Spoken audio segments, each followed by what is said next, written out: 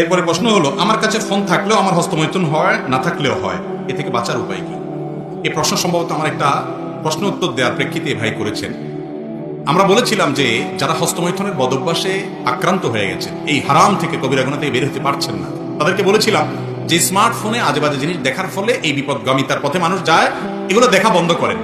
তো প্রশ্নকর্তা বলেছেন যে এগুলো দেখা বন্ধ করার পরে অনেকের হবে, সেটা খুব লিমিটেড সময়ের জন্য। আপনি যদি নিয়মিত ধরেন 2-3 মাস স্মার্টফোন দেখা বন্ধ করেন, অর্থাৎ স্মার্টফোন দেখা বলতে হারাম জিনিস দেখা বন্ধ করেন, হারাম কোনো ভিডিও, খারাপ জিনিস দেখা বন্ধ করেন, অফলাইন অনলাইনে কোনোভাবে না দেখেন, প্রথম কিছুদিন হয়তো ওই আগে যেগুলো দেখেছেন সেগুলোর মনে হয়ে আপনার ভিতরে এই পাপের তাড়না জাগ্রত হবে, কিন্তু দীর্ঘদিন পর্যন্ত যখন আপনি নিজেকে এটা থেকে দূরে সরাবেন, ইনশাআল্লাহ একসময় দেখবেন এটা আল্লাহ তাআলা ভুলাই দিচ্ছেন। বিশেষ করে যখন তওবা করবেন, খাঁটি তওবা, আল্লাহ তাআলা ভুলাই দিবেন, একটু সময় লাগবে। এজন্য ওই সময়টা ধরে থাকতে হবে। নামাজে যাবেন, নামাজের মধ্যে ওই জেনার কথা মনে আসবে, খারাপ জিনিসের কথা যেগুলো দেখে আসছেন, এই জন্য দেখা ছেড়ে দেন। ছেড়ে দেওয়ার পরেও কিছুদিন হয়তো আসবে, একসময় ইনশাআল্লাহ হেফাজতে আল্লাহ তাআলা রাখবেন। তাছাড়া আরো কিছু পরামর্শ দিচ্ছি, সেগুলো আমল করবেন, নিঃসঙ্গ থাকবেন না। একাকিত্ব, নিঃসঙ্গ, এগুলো এই বদভ্যাসের একটা বড় কারণ।